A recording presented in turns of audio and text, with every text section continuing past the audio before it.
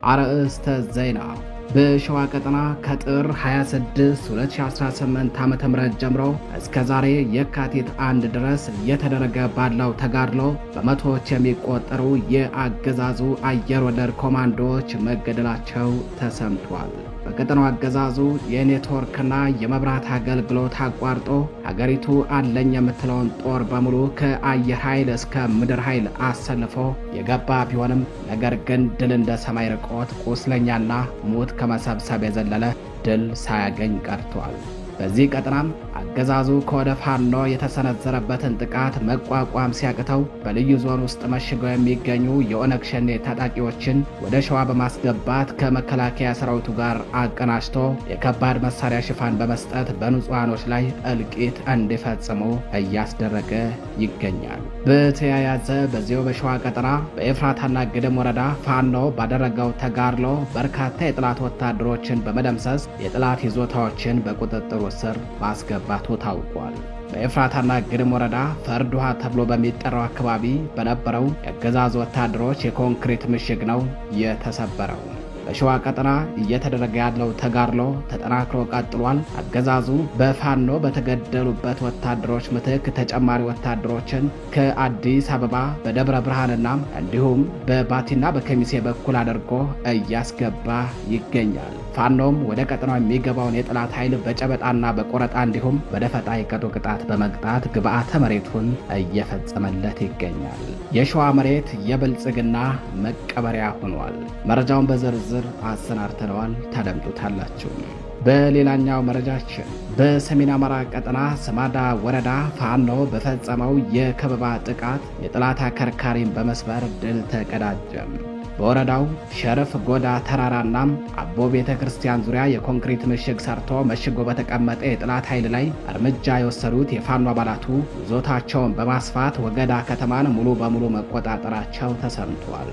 በቀጠናው የሚገኘው የብልጽግና መከላከያ ሰራዊት ከወደ ፋኖ በሚፈጸምበት ከሳንጃወግ ጀምሮ የጨበጣም የደፈጣና የጸረ ሽምቅ እርምጃ ከርካሪው ተሰብሮ ለአንድ ሰዓት እንኳን ቆሞ መዋጋት የማይችልበት ደረጃ ላይ ደርሶ ተሽመድምዷል። መረጃውን በዝርዝር አሰናድተነዋል። በሌላኛው መረጃችን መነሻቸውን ከፍኖተ ሰላም አድርገው ወደ ጅጋና ሆዳንሺ እየተንቀሳቀሱ በነበሩ የአገዛዙ ወታደሮች ላይ ከባድ የሆነ የሽምቅ ጥቃት ተፈጽሞ ከ24 በላይ የሚሆኑ ወታደሮች ሙትና ቁስለኛ ተደረጉ። ጥቃቱ የተጠናና እጅግ ፈጣን ነበር የተባለ ሲሆን የጠላት ወታደሮች ተሳፍረውበት ከነበረው ተሽከርካሪ ሳይወርዱ ነው በቦምብና በክላሽ ያለቁትም። በተመሳሳይ ከፈረስ ቤት ወደ ዳማ ቀጠና በመንቀሳቀስ ላይ በነበሩ የአገዛዙ ወታደሮች ላይ ፋኖ ከባድ የሆነ የከበባና የቆረጣ ጥቃት ፈጽሞባቸዋል። መረጃውን በዝርዝር እንመለከተዋለን። ሰላም ጤና ይስጥልኝ። የተከበራችሁ የመረብ ሚዲያ ቤተሰቦች እንደምን አረፈዳችሁ፣ እንደምን ዋላችሁ። የመረብ ሚዲያ ቤተሰቦች እንደምን ዋላችሁ፣ እንደምን አመሻችሁ። ከመረብ ሚዲያም እነዚህንና ሌሎች የዛሬ የካቲት 1 2018 ዓ.ም ዕለታዊ መረጃዎችን አጠናቅረን ይዘን ቀርበናል። አብራችሁን ቆዩ።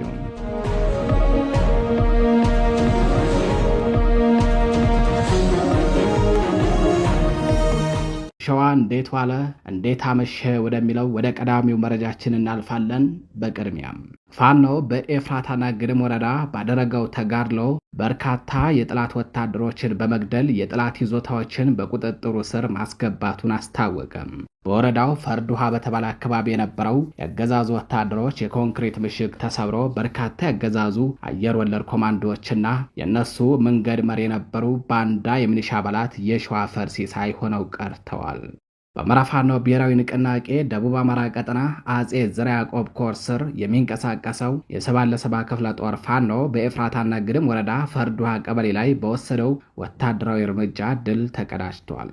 የፋኖ አባላቱ ዛሬ የካቲት 1 2018 ዓ.ም ከማለዳው 12 ሰዓት የንጋት ወፍ መንጫጫት ሲጀምር በፈርድ ውሃ ቀበሌ በነበረ የጥላት ወታደራዊ ካምፕ ላይ እነሱም እርምጃ መውሰድ ጀምረዋል። በዚህም የጥላት መንገድ መሪ የነበሩ የሚሊሻ አባላትን ጨምሮ በርካታ ያገዛዙ አየር ወለድ ኮማንዶዎችን በመደምሰስ ወታደራዊ ካምፑን ብትንትኑን አውጥተውታል። በዚህ ቀበሌ መሽጎ ህዝብን ሲዘርፍና ሲያሰቃይ የነበረው የአብይ አህመድ ወንበር አስጠባቂ ኃይል ዛሬ ከንጋት ጀምሮ በሰፈረው ቁና እጥፍ ድርብ ካፍ እስከ ደገፉ ተሞልቶ ተሰፍሮለታል። በውጊያው ከተገደሉ ያገዛዙ ወታደሮች መካከል ቸርነት አደፍረስ፣ ቻላቸው ጥላሁን፣ ዳምጠው ጌቱና ሌሎች በስም ያልታወቁ 3 የጥላት መንገድ መሪ የነበሩ ባንዳዎች እንደሚገኙበት ተነግረዋል። በውጊያው በጥላት ካምፕ ላይ ከባድ ጥቃት የፈጸሙት የፋኖ አባላቱ በርካታ ክላሽንኮቭ መሳሪያዎችን ከነተተኳሾቻቸው እንዲሁም ሌሎች ለህልውና ተግሎ የሚያገለግሉ ወታደራዊ ግብዓቶችን በመማረክ ቀጠናውን በቁጥጥራቸው ስር አድርገዋል። በሸዋ ቀጠና እየተደረገ ያለው ተጋድሎ ተጠናክሮ ቀጥሏል። አገዛዙ በፋኖ በተገደሉበት ወታደሮች ምትክ ተጨማሪ ወታደሮችን ከአዲስ አበባ በደብረ ብርሃን አቅጣጫ እንዲሁም ከአፋር በራስ አቅጣጫ ከዚያ አልፎ በባቲና በኬሚሴ በኩል እያስገባ ቢሆንም ፋኖም የሚገባውን የጥላት ኃይል በጨበጣና በቆረጣ እንዲሁም በደፈጣ የቀጡ ቅጣት በመቅጣት ግብዓተ መሬቱን እየፈጸመለት ይገኛል። ከጥር 26 2018 ዓ.ም ጀምሮ እስከ ዛሬ የካቲት 1 2018 ዓ.ም ድረስ እየተደረገ ባለው እልህ አስጨራሽ ትንቅንቅ በሸዋ ቀጠና ብቻ ከ100 በላይ የአየር ወለድ ኮማንዶ አባላት ሲገደሉ በርካታዎች ቆስለዋል። በዚህ ቀጠና ከወደ ፋኖ በሚሰነዘር ጥቃት እርምጃ ከሚወሰድባቸው ወታደሮች መካከል የአማራ ተወላጅ የሆኑ ወታደሮች ሲቆስሉ በሄሊኮፕተር ወደ አዲስ አበባና ወደ ሌሎች ቀጠናዎች አይወሰዱም። ምክንያቱም አማራ ናቸው።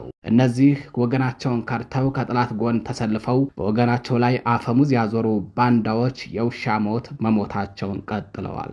አሳዛኙ ክስተት በሸዋ ጠቅላይ ግዛት እዝ ከፋኖ የሚወሰድበትን ጠንካራ ምት መቋቋም ያልቻለው ኦህዴድ መሩ የብልጽግና ስርዓት ወንበር አስጠባቂው ኃይል መሳሪያ ባልታጠቁ ንጹሃን ላይ የበቀል በትሩን አሳርፈዋል። በዚህም ያገዛዙ ኃይል በሚፈጽመው ጥቃት በርካታ ንጹሃኖች ተረሽነዋል። በርካቶች ደግሞ ታግተው ደብዛቸው ጠፍቷል።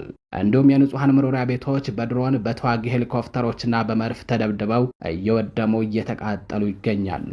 አገዛዙ በልዩ ዞኑ የሚገኙ የኦነግ ሸኔ ታጣቂዎችን ወደ ቀጠናው በማስገባት ከመከላከያ ሰራዊቱ ጋር አቀናጅቶ ነው በንጹሃን ላይ ጥቃት እየፈጸመ የሚገኘው።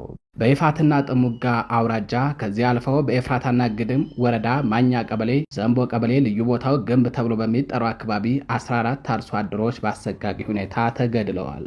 የ14ቱ አርሶ አደሮች አስከሬን ጥር 29 2018 ዓ.ም በአንድ ቤተክርስቲያን ውስጥ ስርዓተ ቀብራቸው ተፈጽሟል። ከፋኖ በሚወሰድበት እርምጃ ከባድ ኪሳራን የተከናነበው አገዛዙ በሸዋ የኔትወርክና የመብራት አገልግሎት በማቋረጥ በኬሚሴ የኦነግ ታጣቂዎችን በማስገባት ከመከላከያ ሰራዊቱ ጋር አቀናጅቶ በንጹሃን ላይ የበቀል ጭፍጨፋ እየፈጸመ ነው። አገዛዙ ንጹሃንን ከመረሸን በተጨማሪ ወጣቶችና ህጻናትን እያፈሰም ይገኛል። ሸዋ ላይ ኔትወርክ አጥፍቶ ለከበባ የመጣው ህዝቡን ሲጨፈጭፍ የነበረ የብልጽግና ወንበር ጠባቂ ኃይል በፋኖም ጥብቅ እርምጃ እየተወሰደበት ይገኛል። ይህንን እርምጃ መቋቋም አቅቶትም ተሽመድምዷል። እስካሁን ባለው ከ12 በላይ ሄሊኮፕተሮች በቀጠናው አርፈው አንድ ሄሊኮፕተር ከ20 በላይ የመጫን አቅም ሲኖራት 12 ሄሊኮፕተሩን ደምሩት። በዚህ ሙሉ ቁስለኛ እየተጫነ ወደ አዲስ አበባ ጦር ኃይሎች ሆስፒታልና ወደ ኮምቦልቻ እየተጋዘ ይገኛል። የሸዋ ፋኖ የመከታው የደሳለኝ ሳይል አንድነቱን አብስሮ ወደ ጎን የሚተኩሰውን ጥይት በማቆሙ አሁን ላይ ሁሉም በጋራ ሆኖ ወደፊት እያጠቃ ይገኛል። በዚህ በተቀናጀ ጥቃት ኪሳራ ያስተናገደው የጠላት ኃይል ዛሬ ማርፈጃውን የቀወት የወክፈሌ የአርሶ አምባና ሌሎች አካባቢዎችን ለቆ ለመፈርጠጥ ተገዷል።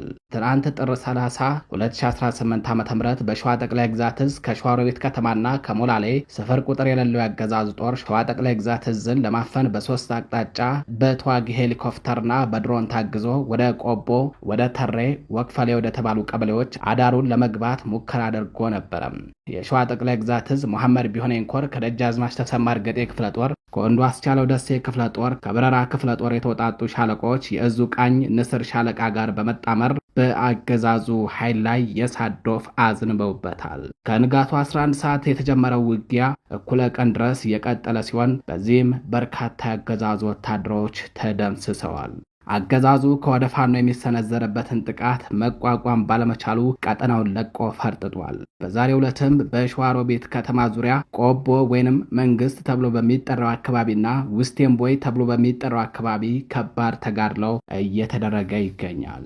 ሸዋ የብልጽግና መቃብር ይሆናል። ወደ ሌላኛው መረጃችን እናልፋለን። በሰሜን አማራ ቀጠና ስማዳ ወረዳ ፋኖ በፈጸመው የከበባ ጥቃት በርካታ የአገዛዙ ወታደሮችን በመግደል ድል ተቀዳጀም። በወረዳው ሸርፋ ጎዳ ተራራና አቦ ቤተ ክርስቲያን ዙሪያ የኮንክሪት ምሽግ ሰርቶ መሽጎ በተቀመጠ የጠላት ኃይል ላይ እርምጃ የወሰዱት የፋኖ አባላቱ ይዞታቸውን በማስፋት ወገዳ ከተማን ሙሉ በሙሉ መቆጣጠራቸውን መረብ ሚዲያ ለማረጋገጥ ችሏል።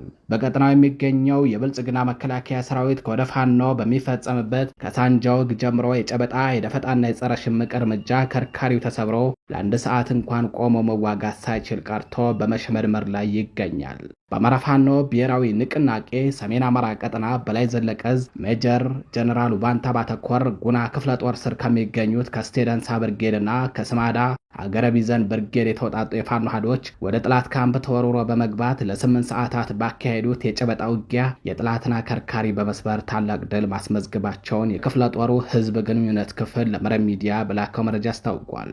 ውጊያው የተካሄደው ዛሬ የካቲት 1 2018 ዓ.ም ከጠዋቱ 2 ሰዓት ጀምሮ እስከ እኩለ ቀን ገደማ ድረስ በቀጠናው ስማዳ ወረዳ ወገዳ ከተማና አካባቢው ላይ ፋኖ ድል የተቀዳጀባቸው ናቸው። በአንጻሩ ደግሞ ያገዛዙ ኃይል በርካታ ጓዶቹንና ይዞታዎችን ያጣበት ትንቅንቅ ነው የተካሄደው። የፋኖ የማጥቃት አቅም በምን ያህል ደረጃ እንዳደገ በታየበት በዚህ የቆረጣና የከበባ ማጥቃት በርካታ ያገዛዙ ወታደሮች ሙትና ቁስለኛ የተደረጉ ሲሆን ቀሪው የጥላት ኃይል ህይወቱን ለማትረፍ አካባቢውን ለቆ ፈርጥጧል። የጥላት ኃይል በስማዳ ወረዳ ውስጥ ሸርፋ ጎዳ ተራራና አቦ ቤተክርስቲያን ዙሪያ ሰርቶት የነበረው የኮንክሪት ምሽግ ድርምስምሱ የወጣ ሲሆን የፋኖ አባላቱ ይዞታቸውን በማስፋት ወገዳ ከተማን ሙሉ በሙሉ በመቆጣጠር በአሁን ሰዓት ተቆርጦ የቀረ የጥላት ኃይል ካለ ለማጥራት የአሰሳ ስራ እየሰሩ መሆኑን ነው የክፍለ ጦሩ ህዝብ ግንኙነት ክፍል ለመረብ ሚዲያ በላከው መረጃ ያስታወቀው። በቀጠናው የሚገኘው የብልጽግና መከላከያ ሰራዊት ከወደ ፋኖ በሚፈጸምበት ከሳንጃውግ ጀምሮ የጨበጣ የደፈጣና የጸረ ሽምቅ እርምጃ ከርካሪው ተሰብሮ ለአንድ ሰዓት እንኳን ቆሞ መዋጋት ሳይችል ቀርቶ አንዳቤት ወረዳና ገንዳ ጠመምን ለቆ መሸሹን መረብ ሚዲያ ከጉና ክፍለ ጦር ለማረጋገጥ ችሏል። በተያያዘ ዜና ከወደ ፋኖ የሚወሰድበትን እርምጃ መቋቋም ያልቻለው ያገዛዙ ኃይል ከአንዳቤት ከአርብ ገበያ ከማሰሮ ደንብ ከልጫና ከገንዳ ጠመም ከወለላ ባህር ከአጃ ከአይሳ ከእብናት ከጓላ ከሐሙሴት ወረዳዎች ሙሉ በሙሉ ተጠራርጎ መውጣቱ ተሰምቷል። የተከበራችሁ የመረብ ሚዲያ ቤተሰቦች መረጃዎቻችን እንደቀጠሉ ናቸው። አሁን ደግሞ ወደ ምዕራብ አማራ ቀጠና እናልፋለን። መነሻቸውን ከፍኖተ ሰላም አድርገው ወደ ጅጋና ሆዳንሽ እየተንቀሳቀሱ በነበሩ የአገዛዙ ወታደሮች ላይ በተወሰደ ሽምቅ ጥቃት ከ24 በላይ ወታደሮች ሙትና ቁስለኛ ተደረጉ። ጥቃቱ የተጠናና እጅግ ፈጣን ነበር የተባለ ሲሆን የጠላት ወታደሮች ተሳፍረውበት ከነበረው ተሽከርካሪ ሳይወርዱ ነው በቦምብና በክላሽ ያለቁትም። በአማራ ፋኖ ብሔራዊ ንቅናቄ ቴዎድሮስ ዕዝ 109ኛ ኮር 77ኛ ክፍለ ጦር ቃኝና መሐንዲስ እንዲሁም የአንደኛ ሻለቃ አባላት ዛሬ የካቲት 1 2018 ዓ.ም ማለዳ ከፍኖተ ሰላም ወደ ጅጋና ሆዳንሽ ከተማ ሲንቀሳቀሱ በነበሩ የአገዛዙ ወታደሮች ላይ በፈጸሙት የሽምቅ ጥቃት ከ24 በላይ ወታደሮችን ሙትና ቁስለኛ በማድረግ ድል ተቀዳጅተዋል። ጥቃቱ የተፈጸመው ዛሬ ከማለዳው 12 ሰዓት አካባቢ ላይ ሲሆን የጠላት ወታደሮች ተሳፍረውበት ከነበረው ተሽከርካሪ ሳይወርዱ ነው በቦምብና በክላሽ ያለቁትም። በዚህ ጥቃት 9 ያገዛዙ ወታደሮች ወዲያውኑ ሲገደሉ ከ15 በላይ የሚሆኑት ክፉኛ የቆሰሉ ሲሆን በድምሩ ከ24 በላይ ሙትና ቁስለኛ መደረጋቸውን ነው መረብ ሚዲያ ከ109ኛ ኮር ለማረጋገጥ የቻለው። በተመሳሳይ ከፈረስ ቤት ከተማ ወደ ዳማ ቀጠና በመንቀሳቀስ ላይ የነበሩ ያገዛዙ ወታደሮች ላይ ፋኖ በፈጸመው የከበባ ማጥቃት ከባድ ጉዳት ደርሶባቸዋል። በዚህም የጠላት ኃይል ሙትና ቁስለኛውን የሚያነሳበት ሀፍታ እስኪያጣ ድረስ ከባድ የጥቃቱ ዶፍ ወርዶበታል።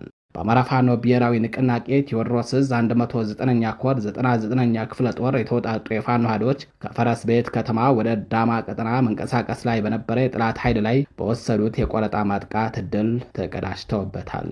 የፋኖ አባላቱ ወደ ዳማ ማርቆስ እየተጓዘ የነበረን የጠላት ሰራዊት ነው ከበባ ውስጥ በማስገባት በፈጸሙበት ጥቃት አስከሬኑን ሳያነሳ ወደ መጣበት እንዲፈረጥጥ ያስደረጉትም። ይህ በእንዲህ እንዳለ በአማራ ፋኖ ብሔራዊ ንቅናቄ ቴዎድሮስ ዕዝ 109ኛ ኮር 99ኛ ክፍለ ጦር የ4ኛ ሻለቃና የ3ኛ ሻለቃ በጋራ በመሆን ወደ ደጋ ዳሞት ፈረስ ቤት ከተማ በመግባት ላይ በነበረ የጠላት ኃይል ላይ